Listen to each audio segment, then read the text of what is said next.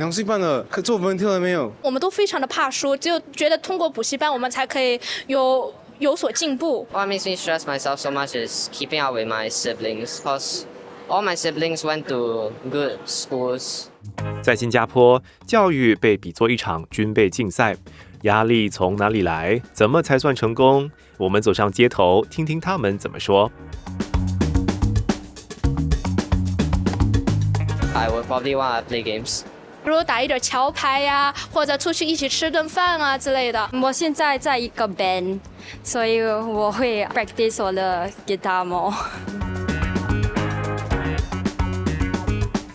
考试非常重要，如果考不好就不能考到好的大学，然后未来就加难。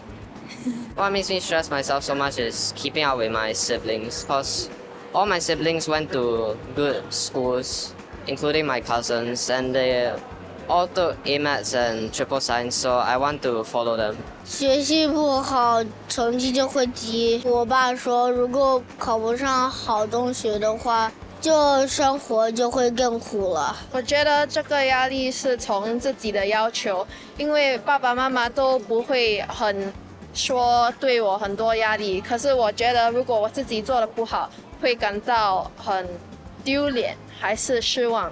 学生压力大，父母压力也不小。考试办了，可作文听了没有？我的压力很大，有时晚上睡不着，有时在想你怎么办呢？怎么办呢？怎么考得过吗？我尽量不要给他压力，我觉得他 mental health 比较重要，连他的那个 PSLE 的成绩啊。那妈妈有给你压力吗？One time angry 你没有做功课。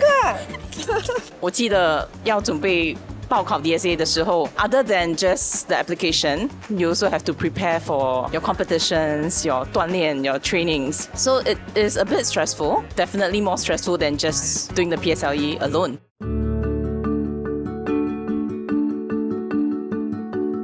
面对这样的压力，没有人敢先停下来。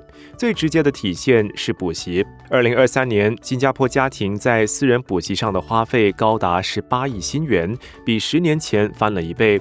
超过70%的学生都在补习。因为我们都非常的怕输，就觉得通过补习班，我们才可以有所进步。I have 3 tuitions and I spend about 2 hours in each tuition, so 6 hours of tuition per week. Actually 他现在都有上了，就从小已经有让他上一些英文课啦、华语补习班啦，不然就是一些音乐的课程这样子。一周啊，他有数学2个钟头，中文3个钟头，一周5个钟头。全新加坡的小孩都有中文补习，我说一定有98%，不看成绩，就是一种好像一个文化了。所以他们给这些卷子这样的问题，这样的成绩拿回家，所以你就紧张，因为你有这样的成绩才会去找补习中心嘛。小6的时候有，就是现在就没有了。为什么现在到中学反而没有？因为现在他们应该会就是自己努力的温习功课吧，所以也不需要就是找补习老师。补习、考试、取得好成绩，这一切的背后是我们对成功的想象。那成功究竟是什么？飞机师就能得到更多钱，就能买更多，就不用愁那个电费这些的。我希望有一个 stable future， 然后有一个好的工作。我觉得成功的定义就是你得做你自己喜欢做的一些东西。他快乐。如果他成绩不好，但是他很快乐，你可以接受吗？我也就是说，你也要有一定的程度啊，不然的话，新加坡的社会，你以后怎么找饭吃？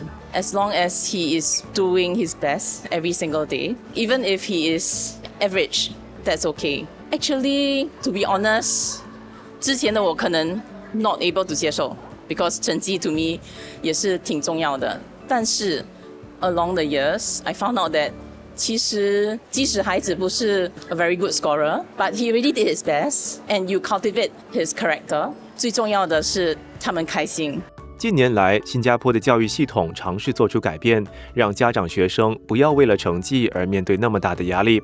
除了废除实施了40年的分流制度，小6会考也引入积分等级制度，取代会考总积分。学生家长怎么看待这些变化？他们还希望本地教育制度能如何改变？ AL 的 ranking 很不 fair， 你全部都是1分才是90以上，所以那个是10分的 ranking。然后接下来就是4分、4分、4分，然后下面就是20分。那 where is the educational logic and educational rationale in that? Singapore Maths 为什么要这么小就太难了？对，因为他们的脑筋还开窍不了，所以少数的可能可以开窍，可是为了这个少数，其他80%、90%的人要去读这个 method。问题是刚开始我们的教育系统就不是那么压力大，但是到最后的时候就压力就比较大了。如果可以在中学里的时候可以加深一点难度，这样子我们让高中的时候没有那么紧张就好了。I want the system to change by having school at a later time, because sometimes it's a difficulty for a lot of people to wake up at around 5 to 6 o'clock. The government has been also trying to steer away from being very focused on education. For example, in my school for the athletes, instead of staying in JC for 2 years, they have 3 years, and that really allows them to pursue their passions and their interests. We are going towards a better change. 我有跟我儿子说，可能现在你觉得很有压力，但是 fear not, because when it comes to your children's time, it will definitely get better.